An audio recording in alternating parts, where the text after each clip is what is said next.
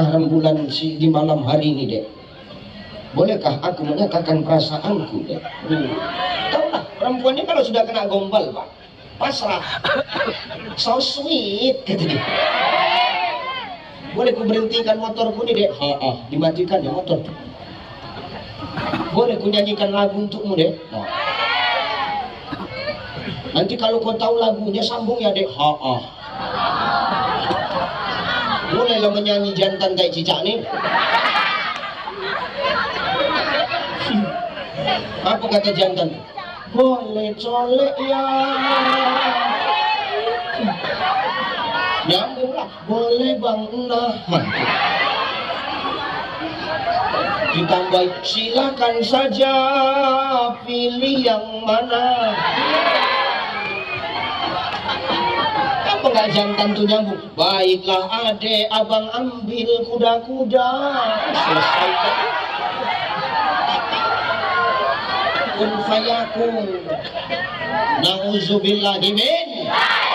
Maka kalau hari ini kau sudah jadi santri, kau tak boleh melakukan itu. Kau harus punya beda dengan anak-anak yang tak jadi santri. Jaga nama baik Nahdlatul Ulama. Insya sehat-sehat buat adindaku semua. Ibu bapak yang dimuliakan Allah Subhanahu wa ta'ala, 10:30. Nah, saya nanya, saya sampai jam berapa Bu kira-kira?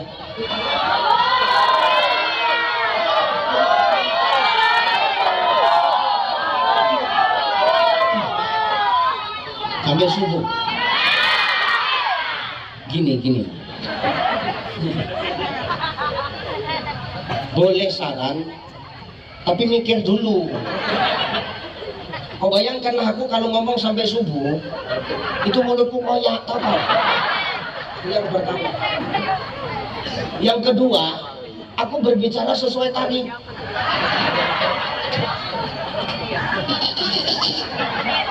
Maksudmu enggak, kau jangan berpikiran buruk sama aku.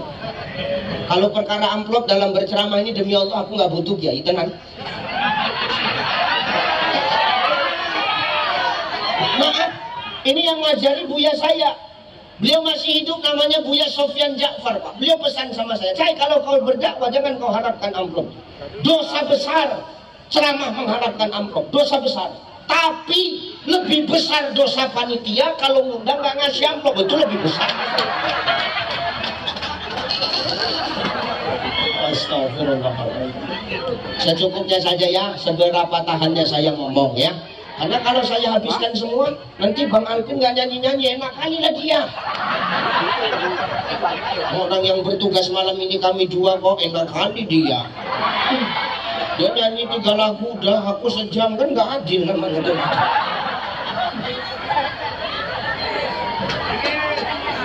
Nangis, kau pikirkan perasaanku kau, jangan gitu. Dah, ayo ngaji. Ibu bapak yang dimuliakan Allah, hidup ini tidak pernah terlepas dari yang namanya tantangan, Bapak. Semakin berkembangnya zaman dan teknologi, semakin besar tantangan hidup yang akan kita hadapi. Pada dasarnya yang menyebabkan tantangan dalam kehidupan itu apa? Karena adanya perbedaan di antara kita. Padahal lewat perbedaan itulah yang membuat hidup ini jadi indah seharusnya. Betul apa ya? Karena yang indah itu hikmah, indah itu adalah hikmah, perbedaan itu adalah sebuah anugerah, Bapak Ibu. Sebuah berkah. Maka hidup ini seyogianya kita harus menghargai yang namanya perbedaan. Gitu loh.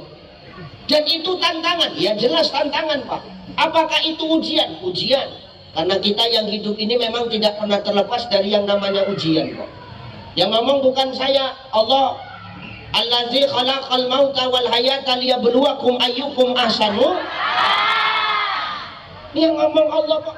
Tidak kujadikan mati dan hidup itu, kata Allah, adalah liyabluwakum, untuk ujian. Liyabluwakum, ujian. Ini luar biasa ini. Tapi ujian ini bukan hanya sembarang ujian, Pak. Ujian dalam hidup ini hanya bisa dirasakan sama orang-orang yang punya keimanan. Kalau orang yang nggak punya iman, nggak pernah nganggap hidup ini sebagai ujian. Makanya Profesor Dr. Sulaiman Al-Asqar itu dalam kitab namanya Zubdatut Tafasir min Fathil Qadir, beliau menafsirkan kalimat liyabluwakum itu bahwasanya hidup ini ujian, tapi ujian itu cuma bisa dirasakan oleh orang yang punya iman. Jadi kalau orang hidup ini nggak punya iman, Bapak Ibu, dia nggak akan pernah merasa hidup ini ujian. Itulah orang yang kalau hidup suka-sukanya aja. Yang penting perut kenyang, yang penting tidur nyenyak. Perkara akhirat nggak dipikirkan, Pak. Betul ya? Ada nggak orang yang suka-sukanya aja hidup? Banyak. Ada yang datang di sini orangnya. Nggak ada di sini ya. Ini di sana. Di sini nggak ada, di sana. Cuman orang sana itu malam ini kesini gitu ya. Hati-hati kita. Semua kita orang hidup diuji, Pak Dewan. Diuji nggak, Pak? Wah, berat kali ujiannya. Tengoklah, saking kan beratnya ujian, makanan di depan pun sampai nggak selera dimakan. Saking kan besarnya ujian.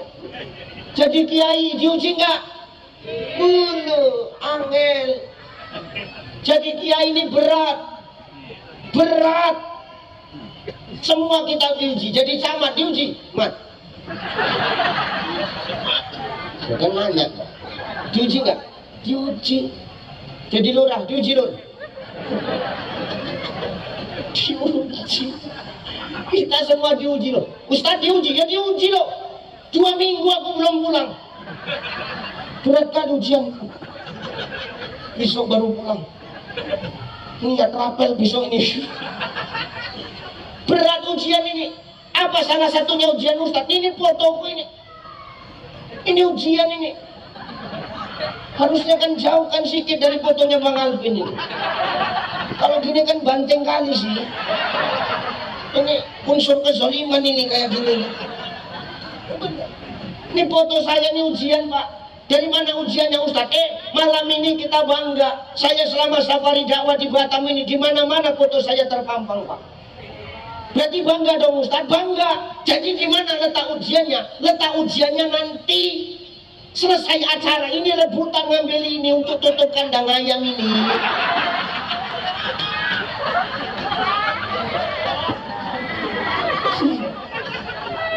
Disitulah ujian berat kita. Hari ini wajahku bersih, besok udah betai-tai ayam. Dan kau pikir enak jadi suami ini? Setengah mati dah kau. Pergi pagi pulang petang, dan kadang nggak pulang-pulang. Rupanya udah cabang.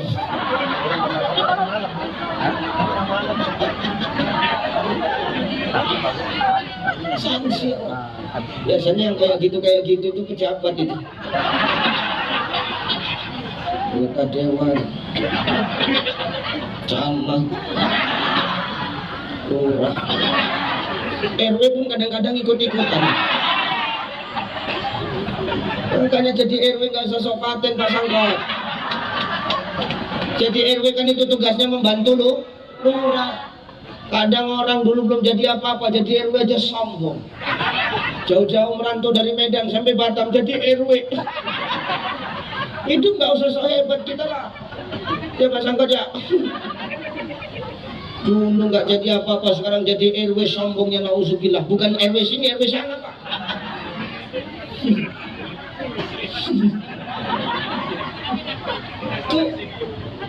Banyak orang sombong. Kenapa Ustadz? Gengsi dengan status sosialnya. Nggak boleh kita nih hidup ini terlalu menyombongkan status sosial. Biasa aja. Tengok kiai-kiai kita nih, tawadu aja, selu aja, santai aja. Karena orang duit-duit dengan duit-duit itu urusan gue ya. Masing-masing kita berjuang kok. Pikir rumahku nggak ngap-ngapan juga ini. Ya benar ya. Ini. Jangan hidup ini mengikuti gengsi. Hiduplah sesuai dengan kemampuan kita saja, Bu. Dengar. Jangan hidup ini kau merasa kau saja yang paling terzolimi, lantas kau tidak memikirkan nasib kami. Ini aku bahas ini Pak, karena ini momennya halal bihalal. Jadi biar lempeng lagi kau. Jangan merasa paling benar aja hidupmu, tau kau. Ya bener bang, ini ku bela ini kaum teraniaya ini kok. Nah, tengok, NU sekota Batam, laki-lakinya tinggal ini kan hampir punah ini model-model begini.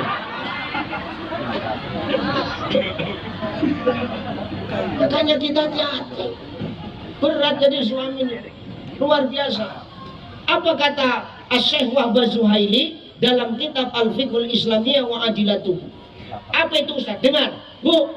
Ada 3 yang menyebabkan Allah itu marah. Sampai sangkingkan marahnya Allah, aras bergetar.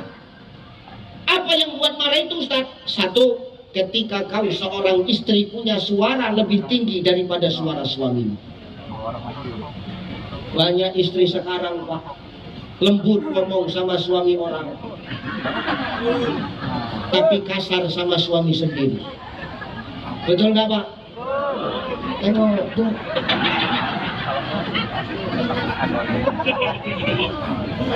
Tandai suami siapa itu? Tandai suami siapa? Banyak istri sekarang, perempuan sekarang lembut ngomong sama suami orang, tapi kasar sama suami sendiri. Ustaz kok paham?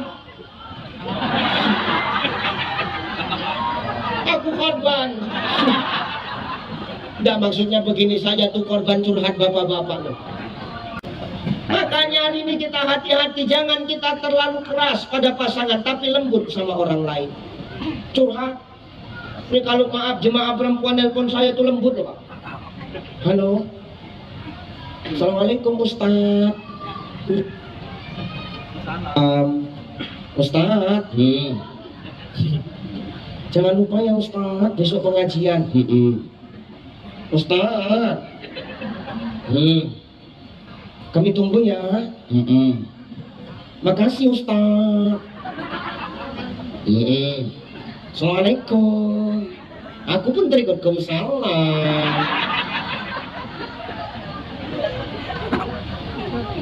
Ini kan suami orang tapi lembut kau bercakap. Giliran suami yang nelpon ngomel. Halo. Dan di mana Dek? Di mana? Setengah jam aku nunggu di pinggir jalan ini. Bedak pipa aku nomor 36 luntur. Cepat datang kemari. Coba.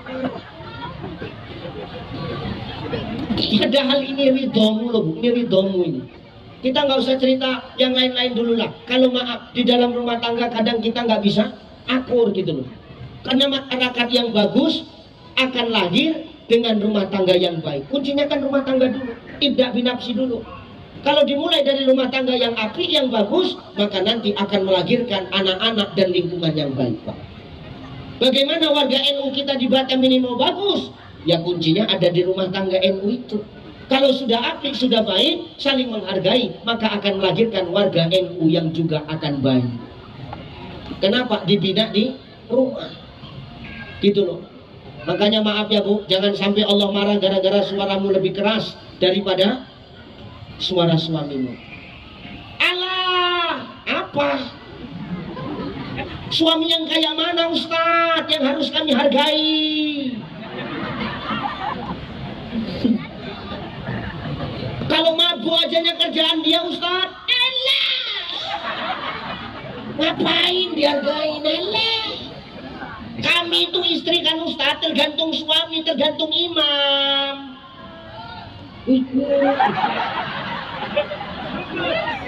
Kali kau, seakan-akan kami aja yang salah katamu. Nggak bisa gitu. Maaf Kiai, saya nggak setuju. Kalau makmum itu seorang istri baik buruknya tergantung suami, aku nggak setuju. Terserah kamu mau protes, nggak setuju aku kok. Itu namanya diskriminasi kok. Nggak tergantung imam. Mana contohnya? Fir'aun itu. Fir'aun itu kelakuannya lebih parah daripada setan Pak. Setan aja angkat jempol sama Fir'aun itu. Setan angkat jempol sama Fir'aun. Apa kata setan? Bukan firman ya. Fir'aun ini, Fir'aun bukan firman. Namanya Fir'aunnya, Fir'lah manggilnya. Fir, Apa set? Setan kan set, Pak. Paten kali kau Bir. Kenapa rupanya set? Sesetan-setannya aku Bir.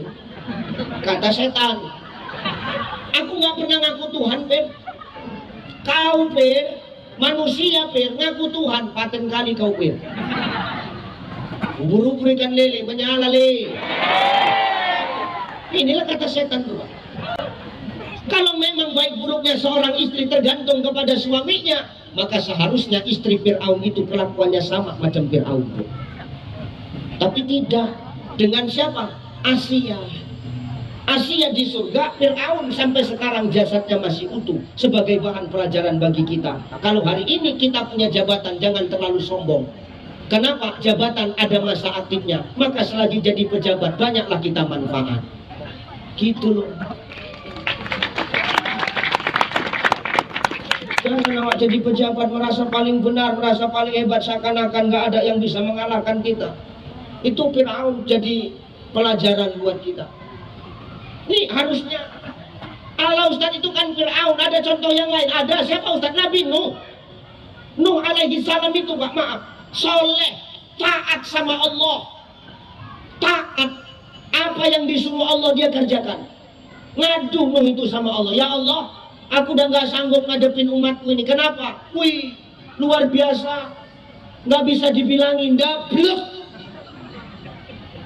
Jadi umat Nabi Nuh itu Pak, kalau Nabi Nuh ceramah, umatnya itu selalu tutup kuping, gak mau dengar Pak. Saking kan bajingan plus tengiknya itu umat Nabi. Orang sekarang, Ustadz ceramah memang gak tutup kuping Kiai. Tapi di sana kipas-kipasan. Ada yang merokok. Enggak, yang kecuali Kiai enggak apa-apa. Lanjut Mbak Yai, lanjut. Bahaya gitu. Ya benar. Nuh itu. Jadi maumu apa Nuh? Habiskan saja umatku ya Allah. Ya udah Nuh. Kalau gitu Nuh, kau buat kapal Nuh. Buat kapalnya dari apa? Dari kayu lah. Kayunya mana? Tanam dulu. Bayangkan Pak, buat kapal dari kayu, kayunya sunat. Nunggu panennya aja berapa tahun? Begitu kayu panen, mulai ditebang, mulai disusun, kapal mulai dibuat di tengah padang pasir. Orang-orang mengolok-olok Nuh. Gila Nuh. Masa buat kapal di tengah padang pasir? Macam mana mau berlayar? Gak ada pikirannya ini, gila-gilanya ada ini katanya. Tapi Nuh gak ngopeni Pak. Nuh gak ngopeni Bu, dia tetap istiqomah dengan perintah Allah. Sampai waktunya semua umatnya suruh naik, Nuh bawa umatmu, suruh masuk bahtera. Tapi ingat Nuh, umatmu suruh bawa hewan barang sepasang. Oke. Semua hewan barang sepasang masuk. Kucing sepasang, onta sepasang, keledai sepasang, burung sepasang, kambing sepasang, nyamuk sepasang. Nyari nyamuk sepasang inilah yang lama semalam. Karena semua mau ikut. Gak apa-apa ya, lanjut merokok aja ya, gak apa-apa. Ini kan cerita umat Nabi Nuh.